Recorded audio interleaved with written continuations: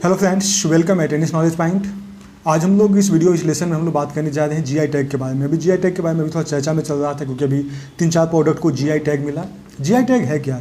GI tag का मतलब होता है ज्योग्राफिकल इंडिकेशन। ज्योग्राफिकल इंडिकेशन का मतलब कहा जाए तो एक तरह से इंटेलेक्चुअल प्रॉपर्टी राइट जो होता है उसी का एक पार्ट है। मतलब कि ज्योग्राफिकल इंडिकेशन का मतलब होगा कोई ऐसा प्रोडक्ट जो मैन्युफैक्चर किया गया है या फिर यहाँ पर आर्टिफिशियली मिलता है या फिर कोई एग्रीकल्चर प्रोडक्ट है, वो किसी पर्टिकुलर ज्योग्राफिकल लोकेशन पर ही मिलता है, जो कि किसी टेस्ट की वजह से, किसी या तो उसका खुशबू की वजह से या फिर उसकी क्वालिटी की वजह से जाना जाता है।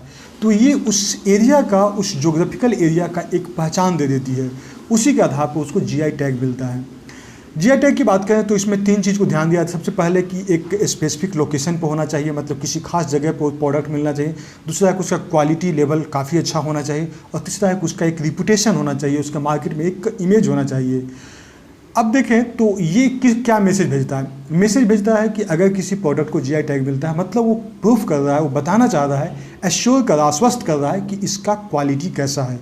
मतलब अगर दार्जिलिंग चाय की बात करें तो दार्जिलिंग चाय मतलब एक चाय का जो टेस्ट है वो बता रहा है कि दार्जिलिंग के अगर खेतों से उगाया जाता है तो इस प्रकार का चाय का एक टेस्ट होगा। एक यानी उसके कहा जाए तो क्वालिटी को एश्योर करता है। जीआई टैग देखें तो इसको लोगो टैगलाइन भी इसको दे दिया गया है कॉमर्स मिनिस्ट्री के द्वारा, जिसको कि एक पहचान दे दिया गया है कि अगर कोई जीआई प्रोडक्ट है उसको अगर मार्केट में बेचना चाहते हैं तो उसका एक अपना पहचान है, जिसकी वजह से उसका कोई कॉपी नहीं कर सके, उसका कोई डुप्लीकेट नहीं तैयार कर सके। पहला देखा जाए तो जीआई टैग मिला था दार्जिलिंग का चाय का, दार्जिलिंग जो टी जो कि बहुत ही फेमस है दार्जिलिंग का चाय। और ये 2004 में सबसे पहला जीआई टैग इंडिया को मिला था। ज्योग्राफिकल इंडिकेशन टैग इंडिया का 2004 में मिला था दार्जिलिंग चाय का। ये किस प्रकार का प्रोडक्ट होता है हम लोग ऑलरेडी बात कर चुके हैं। एग्रीकल्चर प्रोडक्ट हो सकता है, किसी प्रकार का मैन्युफैक्चर्ड प्रोडक्ट हो सकता है या फिर नेचुरल कुछ ऐसा चीज़ पाया जाता हो। जीआई टैग का प्रोसेस क्या है? सबसे पहले तो है कि कोई एक ग्रुप है, कोई एक समूह है, वो रजिस्ट्रेशन करता है। रजिस्ट्रेशन करता है रजिस्ट्रार के पास में। जीआई टैग का रजिस्ट्रार ऑफिस जो है वो है हेडक्वार्टर इसका है चेन्नई में।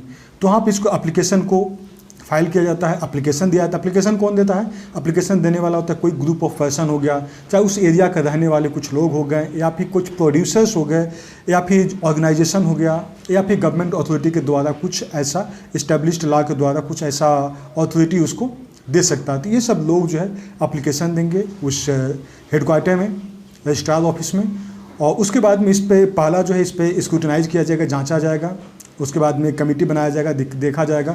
कमेटी जाकर उस जगह पे पर्टिकुलर एरिया पे जाके जांच करेगी और देखेगी कि किस वजह से, किस कारण से उसको हम जीआई टैग दें। तो जीआई टैग देने का एक कारण ढूंढेगा। अगर सब कुछ सही लगा तो उसको फिर जीआई टैग उसको मिल जाएगा और इसको पब्लिश कर दिया जाएगा। तो इस प्रकार कहा जाता है कि जीआई टैग यानी ज्योग्राफिकल इंडिकेशन का जो टैग लग जाता है।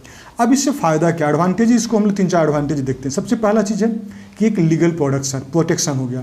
कोई भी प्रोडक्ट अगर जीआई का है, जीआई के अंदर आता है, उसको एक सुरक्षा मिलता है कि कोई उसके जैसा अगर डुप्लीकेट कोई बनाता है तो उसको वो कहा जाएगा कि कॉपीराइट किया है। मतलब जो कॉपीराइट या फिर इंटेलेक्चुअल प्रॉपर्टी राइट है उसका एक तरह से कहा जाए तो वायलेशन है, उल्लंघन है। ठीक है, तो एक लीगल प्रोटेक्शन मिल जाता है।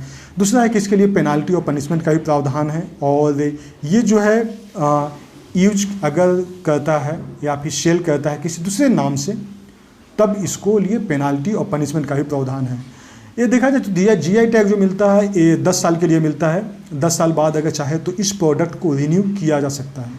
तो इसमें क्या है कि कंज्यूमर जो है, तीसरा अगर पॉइंट देखें तो कंज्यूमर जो है अगर कुछ प्रोडक्ट गलत है या फिर फेक है या उसका डुप्लीकेट बनाया है तो उसको ईजिली आइडेंटिफाई कर सकता है, उसको ईजिली पहचान सकता है और उसके बारे में कंप्लेंट कर सकता है कि ये प्रोडक्ट जो है फेक है, गलत है, और फिर उसके अनुसार उसको पेनाल्टी एंड पनिशमेंट का प्रावधान है। इससे क्या होगा कि जो भी उसके प्रोड्यूसर्स होते हैं, चौथा पॉइंट में देखें एडवांटेज में, कि इससे क्या है कि उस एरिया के जो किसान हैं, उस एरिया के जो प्रोड्यूसर्स हैं, जो इस पर्टिकुलर जो चीज़ है, इसको प्रोडक्ट है, इसको हम लोग संरक्षण देते हैं, उसको हम लोग मार्केटिंग करते हैं, बेचते हैं, तो उसका जो राइट है, अधिकार है, वो सुरक्षित रहेगा। अभी रिसेंटली में देखा जाए तो भी कुछ 3-4 प्रोडक्ट को जीआई टैग मिला है, जिसमें कि देखें कि सबसे पहला मणिपुर का जो ब्लैक राइस है। मणिपुर का ब्लैक राइस एक बहुत ही हार्ड राइस है और उसको बहुत सारे नूडल्स वगैरह, बहुत सारे केक वगैरह में भी इस्तेमाल किया जाता है। तो ब्लैक राइस है जो कि बहुत ही महंगा बिकता है, उसका नाम है चकहाओ। ये मणिपुर का राइस है, ब्लैक राइस, जिसको कि जीआई टैग मिला है। उसके अलावा गोरखपुर का टेराकोटा होता है मिट्टी का कुछ डिजाइन किया हुआ स्टैचू, मूर्ति, तो गोरखपुर का जो टेराकोटा है जिसमें कि अलग अलग एनिमल का, जैसे कि हाथी का, घोड़ा का, ऊँट का, कुछ इस तरह के एनिमल्स का मिट्टी का मूर्ति बनाया जाता है, जिसको कि पूरी तरह से हाथ से बनाया जाता है, किसी मशीन का इस्तेमाल नहीं किया जाता, हाथ से बनाया जाता है। उसका पेंटिंग जो कलर जो होता है वो नेचुरल कलर से उसको कलर किया जाता है। तीसरा प्रोडक्ट देखें तो कोविड पट्टी कड़लाई मिठाई, एक कोविड पट्टी कड़लाई मिठाई जो है इसको मिला है जीआई टैग मिला है, और ये जो है उस एरिया का पहचान है। चौथा देखें तो कश्मीर का जो सेफ्रॉन है, केसर, उसको जीआई टैग मिला है। और कश्मीर का सेफ्रॉन के बारे में आप पहले भी पढ़े हुए हैं कि इंडिया बहुत ज़्यादा जो है इस पर ध्यान देता है। करेवा मिट्टी जो कश्मीर में है, जो कि लगभग 1600-1800 फीट की ऊंचाई पर जो है ये चीज़ मिलता है। तो देखा जाए तो ये काफ़ी इंपॉर्टेंट है सेफ्रॉन। इसको बहुत सारे अलग अलग खुशबू के लिए इस्तेमाल किया जाता है, अलग अलग टेस्ट के लिए इस्तेमाल किया जाता है, बहुत जगह इसको मसाला के लिए भी इस्तेमाल किया जाता है। दुनिया में सबसे नंबर 1 प्रोड्यूसर जो है केसर का वो है ईरान। सेकंड में इंडिया आता है, जो कि इंडिया से क्लोज कंपटीटर धीरे धीरे बनते जा रहा है। वहाँ पर जो करेवा मिट्टी है उसमें इसको उपजाया जाता है। 3 तरह का होता है, लच्छा सेफ्रॉन, मोगरा सेफ्रॉन और गुच्छी सेफ्रॉन। तो लच्छा सेफ्रॉन होता है जो कि हम लोग सेफ्रॉन उसका जो प्लग करते हैं उसको तोड़ कर सीधे सुखा देते हैं, उसको कुछ भी नहीं करते हैं, उसको डायरेक्ट बेचते हैं, तो हो गया लच्छा। फिर उसका एक हम प्रोसेस्ड करते हैं, उसको कुछ हम लोग पॉलिश करते हैं या फिर उसका प्रोसेसिंग करते हैं, तो हो गया हमारा मोगरा।